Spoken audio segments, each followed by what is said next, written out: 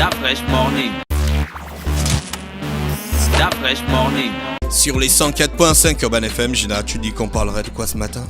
Alors ce matin, on parlerait du nettoyage des plages et de la protection de l'environnement. Et c'est justement dans ce cadre-là que Sobraga va nous accompagner jusqu'à la fin de cette semaine pour qu'on puisse bien sûr mettre l'accent là-dessus. Alors vous le savez, déjà on va d'abord vous présenter simplement.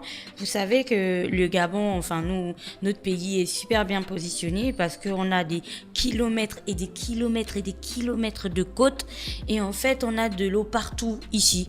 Et la mer, en fait, ou la mer ou l'océan, ce n'est pas quelque chose qui est étranger en fait à nous, parce que dans nos habitudes alimentaires, dans nos rythmes même, dans nos habitudes courantes de tous les jours, d'ailleurs le samedi et le dimanche on va à la plage et ainsi de suite, ça fait aller à la plage ou se baigner ou ce genre de choses, ça fait partie véritablement de notre mode de vie, de notre histoire même, parce que quand on va parler de la dénomination par exemple de notre capitale, de la capitale de notre pays, tu verras qu'on va te dire qu'on l'appelle Libreville parce que c'était la ville des esclaves libérés qui étaient donc arrivés en bateau et nanana. Donc vous comprenez à quel point la mer est très très importante pour nous.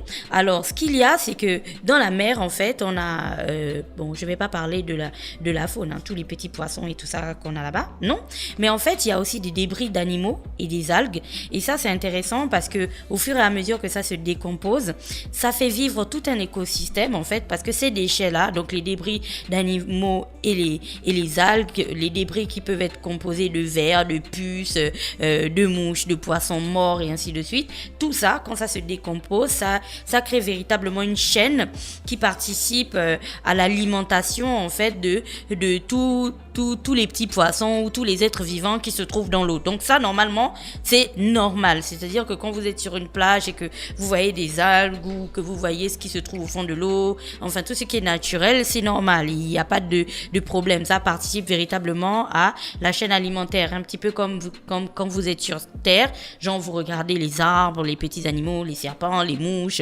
les asticots et voilà, ce genre de choses, tout ça, ça fait partie d'un écosystème et c'est à certaines mesures, c'est normal. Cependant, on dit maintenant que ce n'est plus normal quand on arrive au niveau où aujourd'hui, quand on fait l'évaluation, on se retrouve avec à peu près plus de 50% des déchets qui se trouvent dans la mer aujourd'hui qui proviennent de l'activité humaine. À ce niveau-là, ce n'est plus normal du tout. Ces déchets-là sont donc composés de plastique, de métaux qui eux détruisent et intoxiquent les espèces qui vivent dans la mer. Et je vous le disais tout à l'heure, nous on a un lien particulier avec la mer, que ce soit pour notre nutrition, que ce soit pour nos rites, que ce soit pour le divertissement ou alors juste pour nous souvenir d'une certaine histoire que nous n'aurions pas forcément vécue mais qui fait partie de notre vie. Tout ça en fait, ça renforce le lien que l'on a avec la mer. Sauf que ce lien est de plus en plus touché parce que est de plus en plus touché du fait de la pollution en fait que nous imposons à la mer, et ça peut se voir et ça peut s'observer un petit peu partout. Il y a qu'à voir les différents canaux qui sont créés dans Libreville, par exemple le canal de Batavia. Lorsque la marée est basse, vous allez vous rendre compte de l'ampleur de la pollution, parce que vous allez voir le stock de plastique qui traîne à l'intérieur, ou même quand on parlait de métaux, vous allez voir des vieux réfrigérateurs, des vieux congélateurs et je ne sais pas trop quoi qui sont en fait jetés à l'intérieur. C'est la même chose pour le canal qui se trouve en face de la CNSS, c'est pire parce qu'en fait lui après il donne directement sur la mer, et donc lorsque la marée est basse, vous pouvez aussi très bien observer le résultat de cette pollution. Et ainsi de suite, même quand vous allez à la plage du Cap Esterias, et de plus en plus quand vous allez aussi à la Pointe Déni, vous allez vous en rendre compte. Enfin, il n'existe pas un seul endroit au Gabon qui est épargné par cette pollution plastique, sauf que la pollution plastique, à l'opposé de celle dont je parlais, les déchets plastiques à l'opposé des déchets dont je parlais, à l'opposé des déchets, je l'ai dit, à l'opposé des déchets dont je parlais au début avec des poissons morts, des sels, des coquillages et ainsi de suite. ensuite, ces déchets-là, eux, participent en fait à une sorte de chaîne alimentaire des êtres vivants qu'il y a dans l'eau.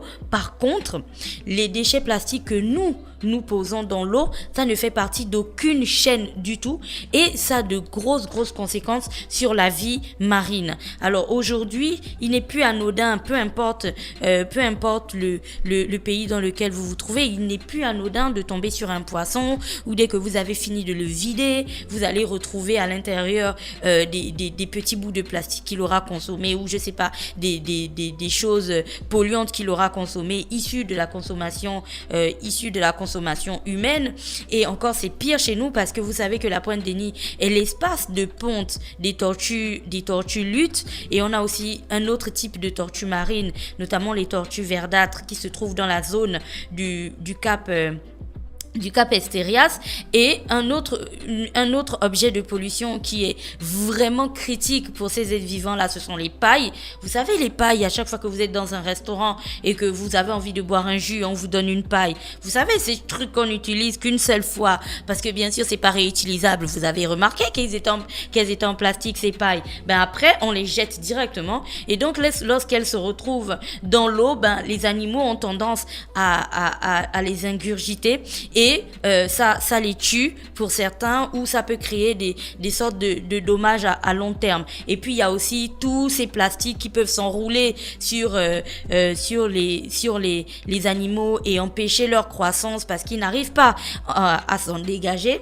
Et si vous allez sur internet, vous allez voir toutes les petites vidéos d'animaux qui ont été pris au piège à cause de la pollution humaine et vous allez vous rendre compte du danger que cela représente et à quel point c'est vraiment pas joyeux de voir ça parce que c'est triste de voir combien de fois des êtres vivants en fait meurent petit à petit à cause de nous en quelque sorte. Vous me direz ouais mais franchement on n'en voit pas trop l'impact, enfin on a toujours des poissons et ainsi de suite.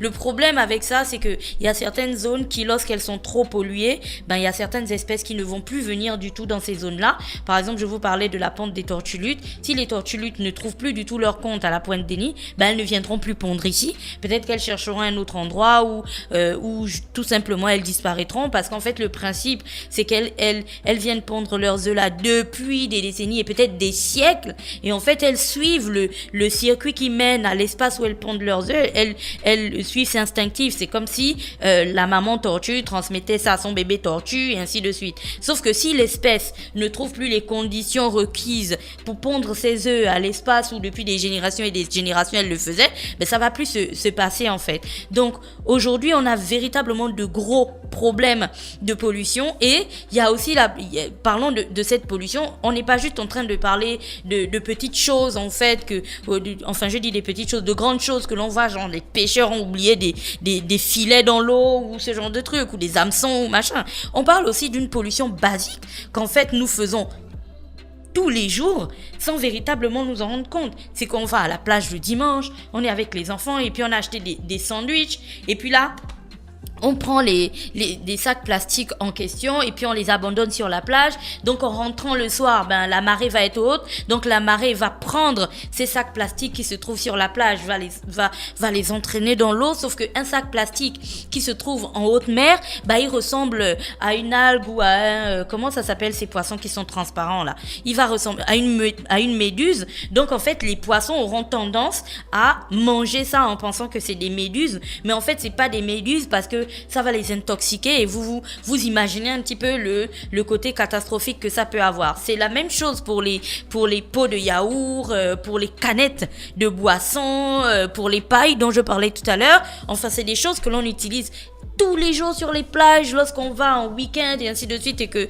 on a envie de se distraire. C'est les emballages de biscuits et tous ces trucs qu'on abandonne en fait sur la plage et comme la marée a fini de les emporter avec elle, on a l'impression que quelqu'un les a nettoyés, mais en fait non, parce qu'au fur et à mesure ça va faire le tour et ça va véritablement polluer l'espace. Donc aujourd'hui c'est devenu tellement critique de penser à l'environnement et de penser au nettoyage de de nos plages, parce que l'écosystème marin est très très important. C'est qu'aujourd'hui, comme je le disais, dans nos habitudes alimentaires, on n'imagine pas un seul instant passer une semaine à Libreville sans manger du poisson. Enfin, on mange du poisson presque tout le temps.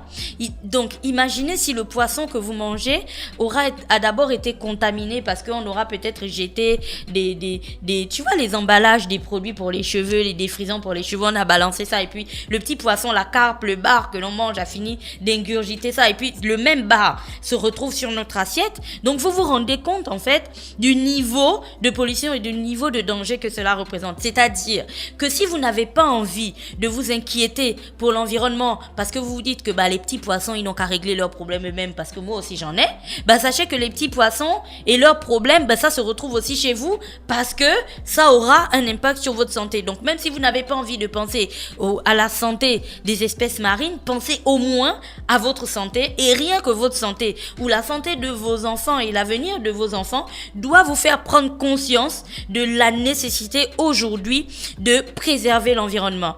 Parce que quand on parle souvent de la protection des éléphants, on sort de l'eau et puis on va un peu dans la forêt. Quand on parle de la protection des éléphants, pourquoi c'est important les éléphants? Parce que le jour où les éléphants vont disparaître au Gabon par exemple, nous on n'aura plus d'Okoumé. Est-ce que vous vous rendez compte de l'importance de ce gros animal qu'on néglige? Parce qu'en fait, l'éléphant, c'est en quelque sorte celui qui sème l'Okoumé dans la forêt gabonaise. Il mange ici à gauche et puis il va s'aimer ça à droite et ainsi de suite, un peu comme l'Okevazingo aussi, ou alors l'Odika. Du coup, on est obligé aujourd'hui de préserver les éléphants, sinon il va falloir que nous-mêmes on trouve le moyen de planter tous ces okoumés et ainsi de suite. Vous savez à quel point l'okoumé tient une place très importante dans l'économie du pays. On repart donc dans l'eau.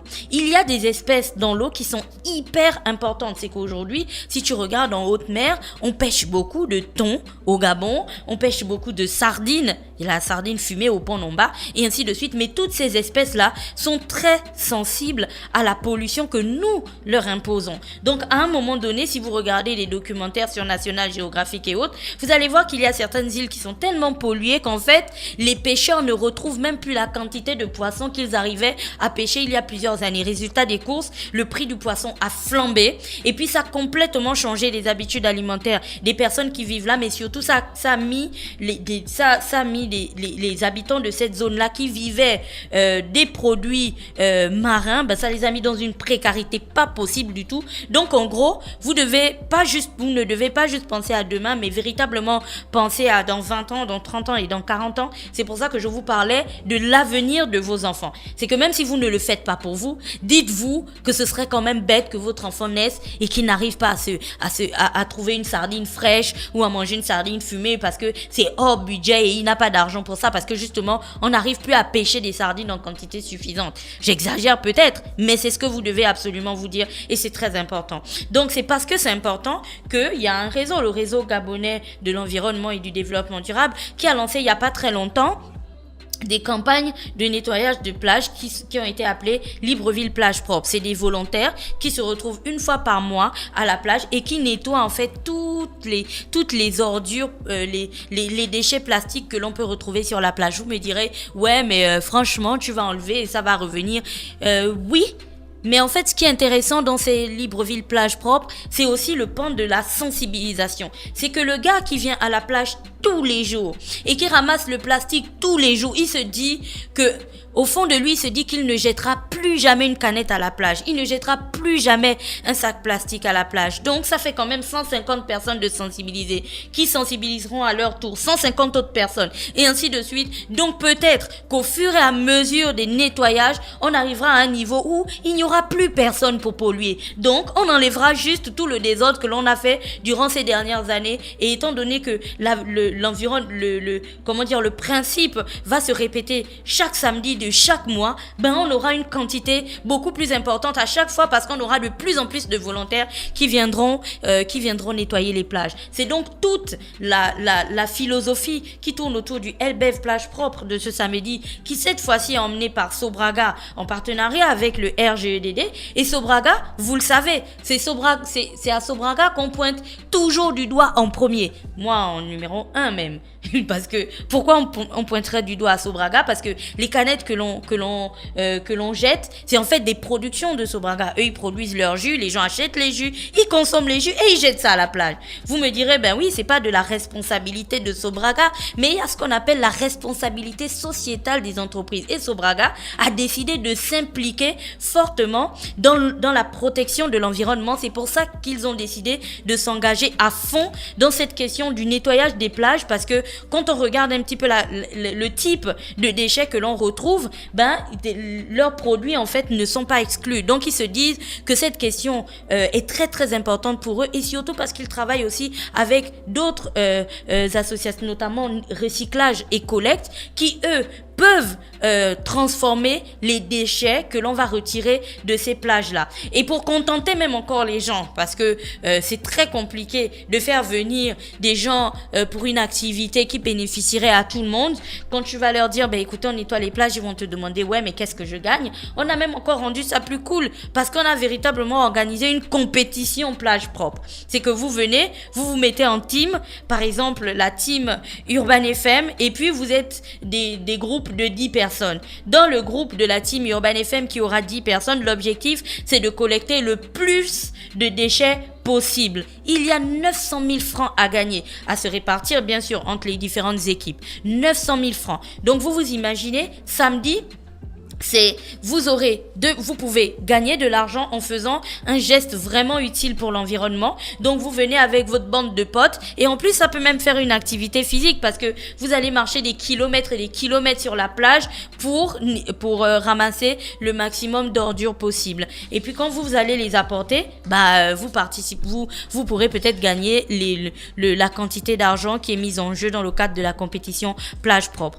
Donc voici le petit clin d'œil de ce jour. Et comme je le disais, ça a été c'était l'objectif de ce petit clin d'œil civique était de mettre en avant la compétition du nettoyage des plages qui va se dérouler ce samedi 4 mai. Ce sera à la plage du lycée Léon-Bas. Il y aura plein de personnes. C'est le premier samedi du mois de mai, donc ce sera aussi en plein dans la journée citoyenne. Donc du coup, vous faites en fait une pierre 3 coups.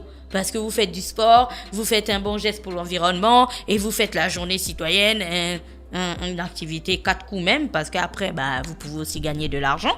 Et puis donc, vous pouvez tout simplement vous inscrire au 07 60 27 38. Vous vous inscrivez au 07 60 27 38. Vous allez entre potes, entre amis, en famille, et ainsi de suite. Vous ramassez du plastique qui se trouve sur la plage. Vous mettez ce plastique-là dans des bacs qui auront été conçus à cet effet. Et puis, vous aurez fait un super bon geste pour l'environnement, pour les plages du Gabon, parce que personne n'a envie de voir son enfant plonger et puis ressortir avec des sachets ou je sais pas trop quoi sur lui. C'est vraiment dégueulasse. Donc, imaginez un petit peu les petits poissons qui vivent ça tout le temps. Et puis, on n'a surtout pas envie de voir les tortues lutte disparaître de la pointe des nids où elles vont pondre tout le temps.